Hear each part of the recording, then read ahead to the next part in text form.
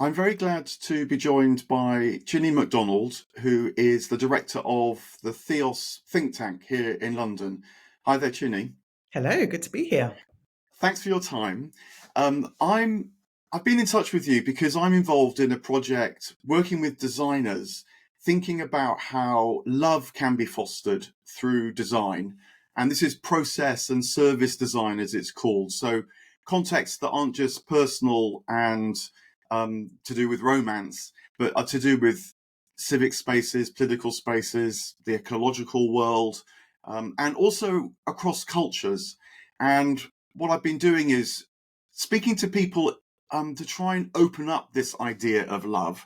And sometimes that's well done by sort of plunging the depths of it, but also thinking about how it shows up differently in different contexts, different cultures, different parts of the world.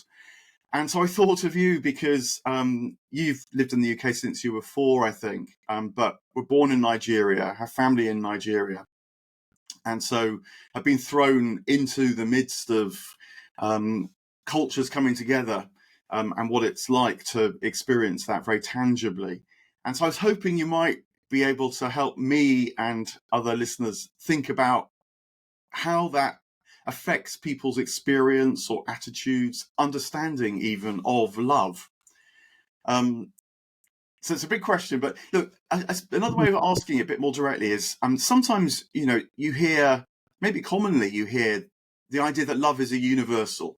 We're both Christians, and the idea that God is love might be a summary phrase used very widely to talk about Christianity, with the assumption that that's a universal expression. And yet you also, the minute you start drilling down, say, into language, the different ways that love are expressed. And so one of the things that I've already come across, for example, is that, I don't know, an Igbo phrase for to love can be transliterated as to see you with my eyes, which has a much more sort of interactive, palpable sense. Or a friend of mine who's a Swahili speaker told me that to love really can be transliterated as to love one another, with that one another wrapped up into the word. Now, it's always a bit risky breaking phrases down because people don't always think about what they're actually saying in that kind of way. But do you feel that there's a lot to go on this idea that love is a universal, but then it manifests in different ways? Yes, thank you. Just when you were talking just then, I realised I do think that love is a universal in that to love is an essentially very human thing to do. It's part of what makes us human. The ability to love others, the ability to fall in love, the ability to have kind of familial bonds of love, as well as friendship as well, and that kind of that form of love. But I was thinking about whether someone from the Igbo kind of culture that I'm from in southeastern Nigeria, if we think about us kind of in our own contexts, if we arrive in the UK, what are the markers of a loving society that we would recognise as loving? And this is a completely different context, and you might think these people don't love each other. These people put their elderly parents in a care home when they get old. These people leave mothers to cope by themselves when they've just had a baby. These people leave people to come up with their own kind of funds to fund funerals when their loved ones die. I think we can see in the kind of rites of passage of what it is to be human from my own kind of Igbo culture. That's where I see us kind of putting love in practice. The idea of kind of Southern African term of Ubuntu, or the term to see people with our eyes, is this kind of a dialogue of love. Love can't just exist in a vacuum. It is done in practice. And there are all sorts of ways, I think, from my culture that I can point to that kind of demonstrate those. I think it's also easy for me sometimes to fall into the trap of, when I'm talking about my own heritage, to look at it with this kind of romantic, kind of perfect ideal of what it is to be human, and to critique the white European Western culture that I have been brought up in. But it's not to say that one is better than the other. There are just differences um, as well. Certainly, just picking up on one thing you were saying there, the tendency to idealize forms of love. I mean, I have had an involvement historically in gay politics, and there it's quite easy to idealize gay relationships as if they, I don't know, represent a kind of freedom, or they challenge society. They're kind of in a culturally more expressive space. I don't know, whatever the idealizations might be, that then um, can then easily swing the other way. Actually, if you're not careful, you kind of get into a bit of a swinging situation where on the one minute it's idealized, and the next minute, of course, it's denigrated, and all the problems thrown up, and then people, chuck out the baby with the bathwater.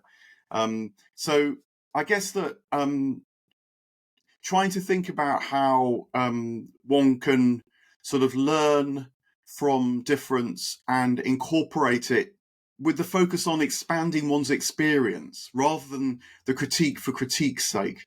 And that's the way that I've tried to think about it. I mean, another question that's maybe related is how experiences of shame because of difference can affect the way that one feels maybe one is allowed to love, or has the right to love, or deep habits of keeping emotional vulnerability hidden. I'm a psychotherapist, so think about these things. But I guess that would be another part of this. Yeah, I hope they won't mind me saying this. I talk about this quite often, but my husband is white and from Yorkshire, and I would class his family as a very kind of stereotypical, stiff upper lip British family. And when I think about kind of this kind of difference in cultures and how we show love to each other, I think about my mother-in-law's funeral a few years ago. My mother-in-law had died from cancer, and we were at the family home, my husband and his siblings and their partners, waiting for the hearse to arrive. And my dad and my aunt, who had travelled a long way to come to the funeral, because that's what we do when a loved one, or a loved one of a loved one, or a loved one of a loved one of a loved one dies, we show up. They kind of walked into the house, ready to hear wailing and, deep anguish and grief about the loss of their mother. And what they heard was talking about the weather. They heard talking about the news. They heard talking about anything but the fact that my mother-in-law had died. And my dad talked about it being so very strange. This idea that perhaps there was a shame in showing this kind of depth of grief, but the fact that your mother has died. It's almost kind of embarrassing to show that level of emotion. In contrast, being in my own culture, in the Igbo, if you go to an Igbo funeral, you will hear grief. You will hear people wailing, kind of ripping their clothes. You'll see probably professional mourners who have been kind of called to come and kind of show that expression of grief. And that to me is another extreme, and I don't know whether that is healthy, but at least there is not that kind of self-consciousness about or shame about showing the fact that you're experiencing this deep anguish at a very human moment. Yes, so I mean, it makes me think about how rituals around love change across time. It wasn't so long ago in Britain, Victorian period, where, say, around death, there are all sorts of rituals which would now be regarded as, well, even self-indulgent or morbid. Wearing black for long periods of time, black-headed notepaper, that kind of thing. And I guess that, again, seeing the rich sort of, I don't know, smorgasbord of different approaches can help us sort of question our own, particularly these practices. I mean, you mentioned there the Ubuntu before, and you worked at Christian Aid before as well, didn't you? And that's been brought in to try and foster new ways of communicating healing difference. Particularly I came across it particularly in the Church of England, where across the Anglican Communion, those particularly just very practical things like sitting in a circle. Often it seems to come down to quite tangible, questions of design, actually, how you approach these things that then can open up a part of us which actually we then find we share because of this common sense of being human and love being something that everybody ultimately can relate to.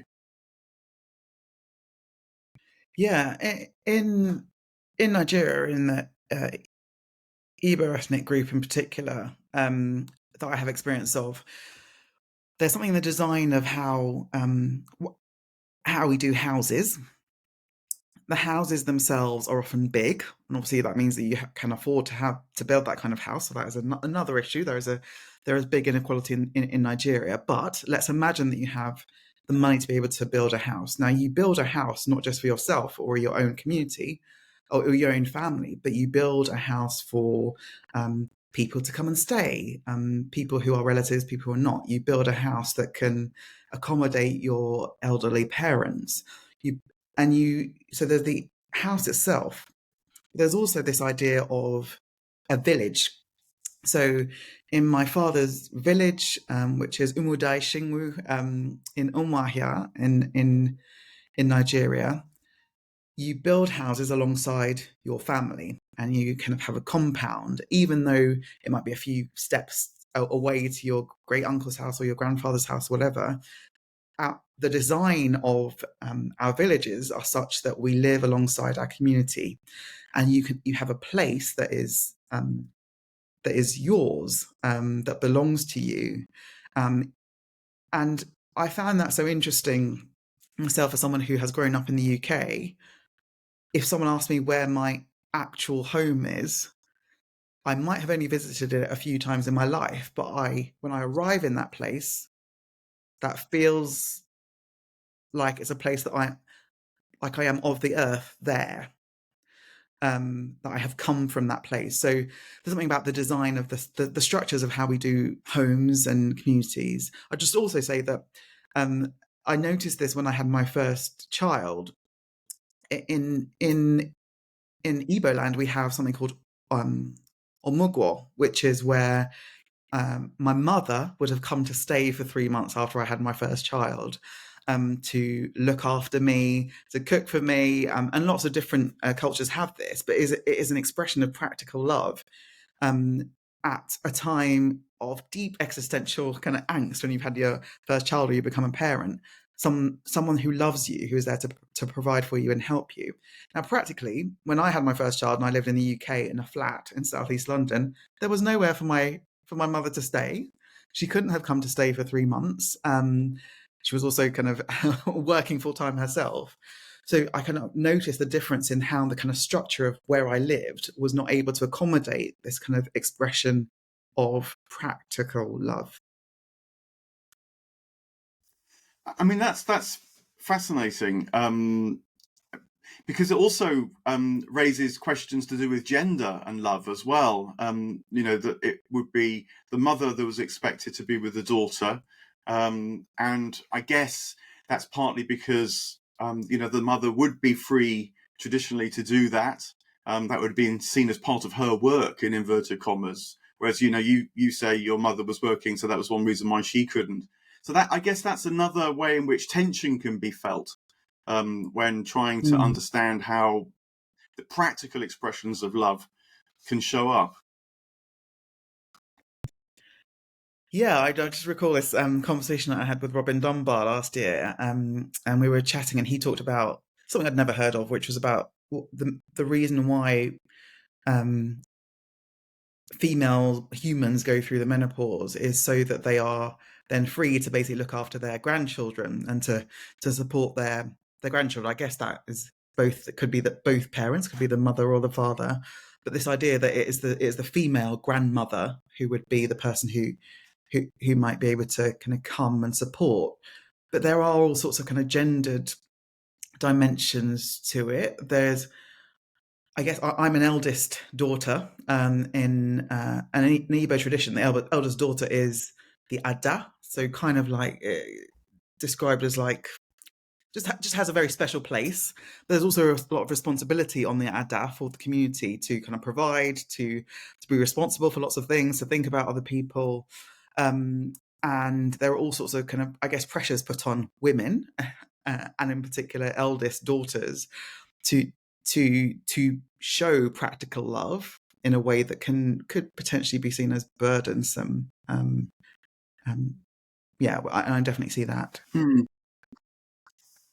Yeah, they're hard, these things, because they clearly are, at least in good parts, they aimed at the good, at building societies where there's roles, responsibilities that then can practically deliver care, and yet, because of the way that cultures come together so easily in the modern world, questions arise, and then the reshaping of that becomes both a challenge, but maybe also an opportunity.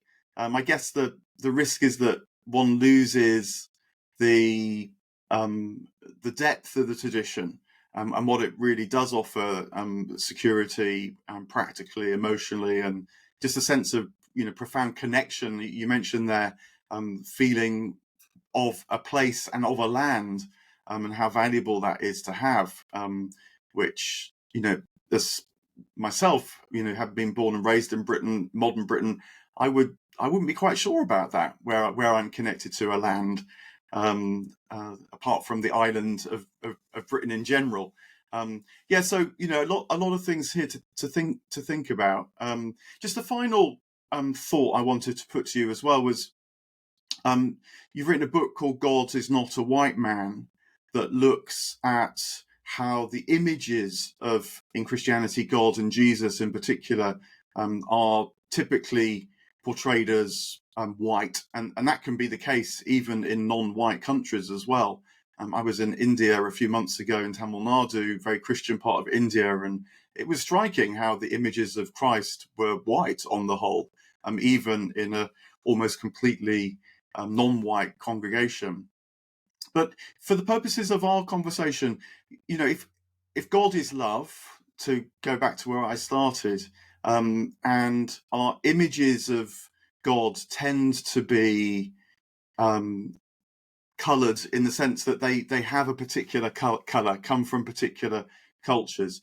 Do you think that those images of God that we carry within us affect the sense of love that we have? Maybe, I don't know, love, it's felt, needs a kind of patriarchal quality of holding if your image of God the Father is of a particular tenor, or maybe, if your image of Christ is white, then that conveys a certain kind of, I don't know, maybe paternalistic notion of love that is, consciously or not, woven into your sense of what love can be. Now, look, paternalism, I don't think it's all bad, actually, because it's about responsibility in part. But nonetheless, if God is not a white man, does that also have implications to the way we think about divine love, and therefore love more generally? Yes, this is something I'm thinking a lot about at the moment because I'm writing another book called Unmaking Mary, The Myth of Divine Motherhood. And I grew up in the kind of evangelical tradition of Christianity in which we just did not think about Mary at all. Like, she was kind of like something that only the bad Catholics kind of cared about. But I've realized that in kind of exploring what Mary represents, but also the kind of, I guess, the maternal ideas about God, that for me has provided a much more tangible way into ideas about how God loves us. Um, and in some ways, that's because of the kind of stereotypical archetypes of a mother's love as kind of nurturing, comforting, self-sacrificial, all of these ideas about what a mother is. But I understand those, and most of us understand what is meant by a mother's love, and that to me is much closer to actually what I think God is like, a God who welcomes us in, who envelops us in love, who who from whom we were birthed, that we were kind of that sense of kind of being of the earth, or the of my kind of village earth, that sense of being of God, the idea of the imago Dei, the divine love. I can understand that when I understand these ideas of God as mother, or how God mothers us in the sense of kind of the verb of motherhood rather than the kind of this archetype of motherhood as an institution. So I think it matters how we picture God, not just because of political correctness or anything like that, but because it really does affect, whether we understand it or not, our notions of these big ideas. I think they need to be kind of graspable and made more tangible. And I think if we can recognize something more of either ourselves or how we experience love in how God is portrayed, then that helps us, just helps us understand it more, I think. No, I mean, I completely agree. As I say, I work as a psychotherapist, and it's a very good question to ask people what their God image is. And they'll say, but I don't believe in God. And you say, well, it doesn't actually matter because because of history, whatever, our ideals are often very closely associated with God images. And what's Mm. permissible to imagine as well. You mentioned there it's the Catholics that that value Mary. Well, it's great that these taboos are being broken down and that you're able to think about maternal images of the divine as well. Because I think that's the way of understanding what's active and alive inside of us, kind of whether we like it or not. So look, Mm. that's a really rich set of thoughts. Thanks particularly for the very tangible set of your own personal reflections, because that really brings things to life. And I hope will help those who are listening in, whether they're part of our designer cohort or not. So, Chine, look, thanks for your time again, and go well. Thank you, Mark.